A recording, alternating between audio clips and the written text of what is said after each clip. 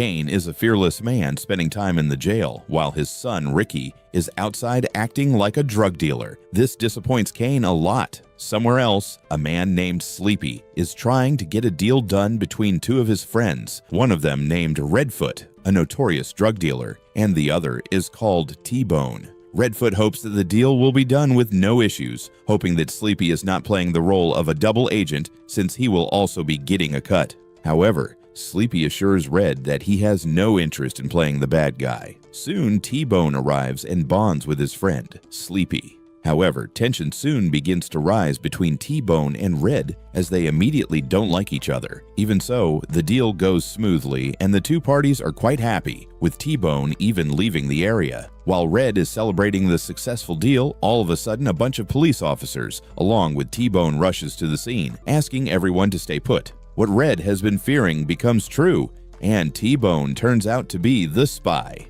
Thereafter, both Red and Sleepy get arrested for the drug charges. Should've listened to my first mind. Would've never been standing up in the jail on the lunch line. And are put into the same prison as Kane. While Red is getting processed and ready to be put in the jail, a guard reminds Red that this is his area and that he should know his limits and act accordingly. Red obviously doesn't take this insult lightly and warns the guard that he will be running this place in under a week. In response, the guard brutally punches Red and tells him that this should teach him a lesson. Later, Kane finds out that Redfoot is here. Moreover, Kane seems to be familiar with Redfoot and the type of person he is. After a while, Kane is seen with Troy, his right hand, whereas Redfoot has already found an informant for him. After the break, the two, Kane and Redfoot, sit beside each other, waiting for each other to say what they need to say. There, Redfoot decides to break the bubble and tells Kane that he is just making sure that there are no revenge-taking ideas between them, reminding Kane that he did what he did for the sake of business. Soon, Redfoot is asked to leave by the guards. Meanwhile, Kane sees a flashback where Redfoot betrayed him. Kane was a club owner, but the problem was that his club was in Redfoot's turf. Inside his club, Redfoot used to sell drugs, so Kane asked him to stop that. However, Redfoot didn't take it lightly and told Kane that it's his turf, so there will be his rules. But Kane reminds Redfoot that his turf ends right in front of the doorsteps of Kane. Later that night, Redfoot sends a couple of his men to silently execute one of Kane's men, and then head inside and take care of Kane and his wife. Soon, the police arrived, and that's how Kane ended up in jail with scars on his body from this tragic event. Back in the present, Redfoot finds out that he has gotten 203 years, whereas Sleepy has only gotten 23 months. So, he asks his men to take care of Sleepy, and they do, ever so easily. So Kane decides that it's high time he take care of Redfoot once and for all. For this, he asks his trusted man, Willie, to ask favors from Troy and Derek and make the necessary preparations. However, things don't turn out as expected as the guard leaves Kane while being chained in an empty room with Redfoot. Still, Kane manages to subdue Redfoot and is about to execute him.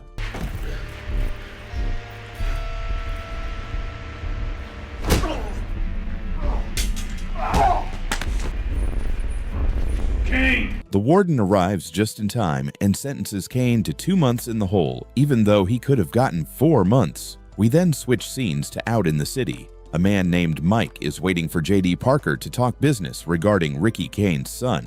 There, J.D. expresses that he doesn't like working together with Ricky, but Mike tries to convince him otherwise. Soon, one of J.D.'s goons arrive and they talk about going to their friend, Robert's birthday party. Mike gets excited thinking that it will be fun since J.D. invites him as well. Just then, all of a sudden, J.D.'s goon shoots Mike at point blank and he dies. Later, Ricky and his friend discover about their friend Mike's death and realizes that it's high time for JD to go on a vacation for the rest of his life. Back in the prison, Kane is called to the warden's office so he can give him a chance to do something good. The warden asks Kane to be a volunteer to teaching young criminals not to get into this lifestyle. Kane agrees, but only on one condition. The warden will have to give a saxophone to Willie and let him play it, to which the warden agrees after some hesitation. Meanwhile, JD meets with Robert and head inside his house for the birthday party. At first, Robert had no idea what was going on, but he soon realizes that they have planned a surprise birthday party for him.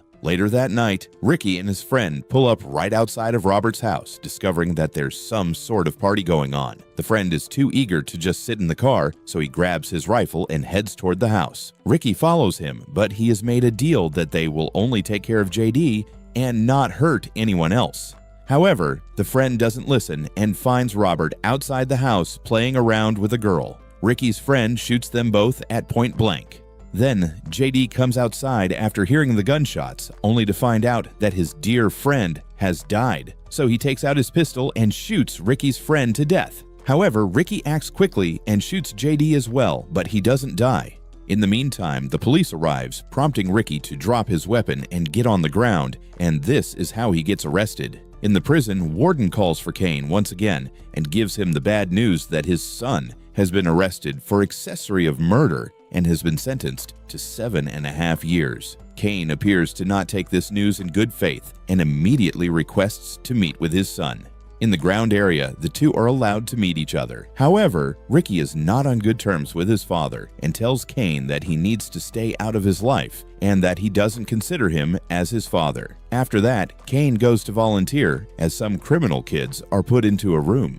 Kane enters the room and asserts dominance, trying to demonstrate how it's like living a life in prison. He tells them how their life will be a living hell if they choose to stay here, and that bad things will happen to their bodies. Somewhere else, two of Troy's goons, a tall goon and his friend, mark Ricky as their target. After a while, inside the bathroom, the tall goon is trying to flirt with one of the inmates, but Kane asks him to get his hands off of him. That day, a tall goon and his friend finally get their hands on Ricky and beat him to a pulp.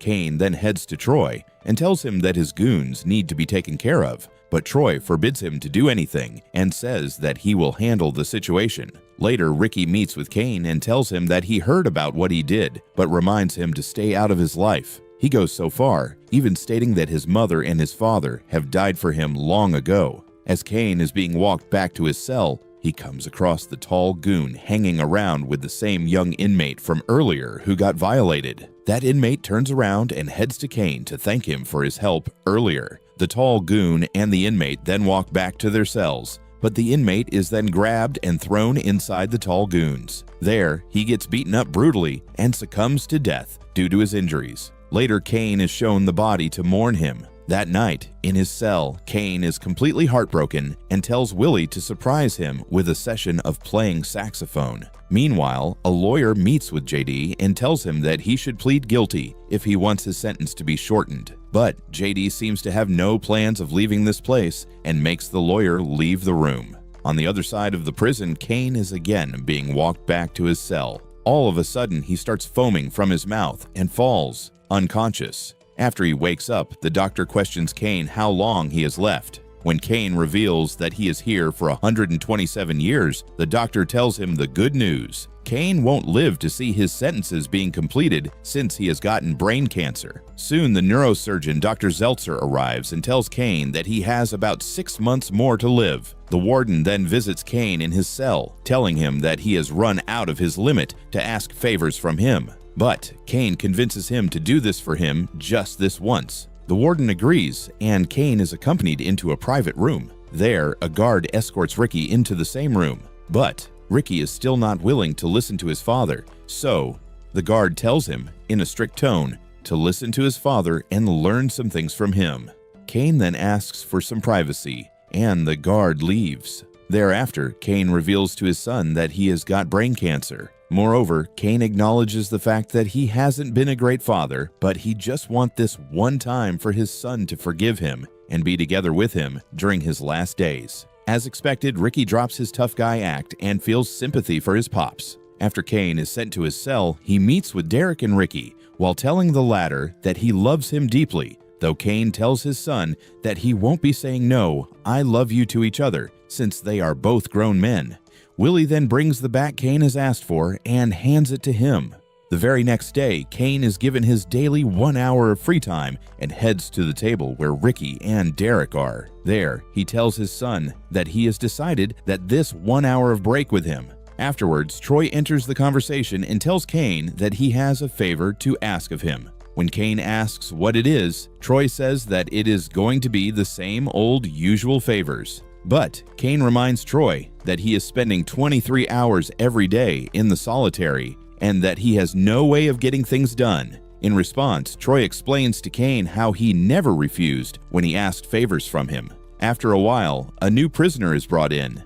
This is JD, and he has come here to get his revenge on Ricky, as they both stare at each other as if they are gonna rip each other apart. The very next day, Kane once again decides to spend his 1 hour of free time with his son. Holding Ricky's hand, Kane looks into the sky and thanks his Lord to have given him the opportunity to meet with his son before he departs from this world. Ricky is also feeling emotional at this point. Just then, something unexpected occurs. Kane yet again begins intensely foaming and passes out right in front of Ricky. He is then taken to the doctor's office. After treating him, Dr. Zeltzer gives Ricky the responsibility to make sure that Kane is taking his meds regularly as prescribed.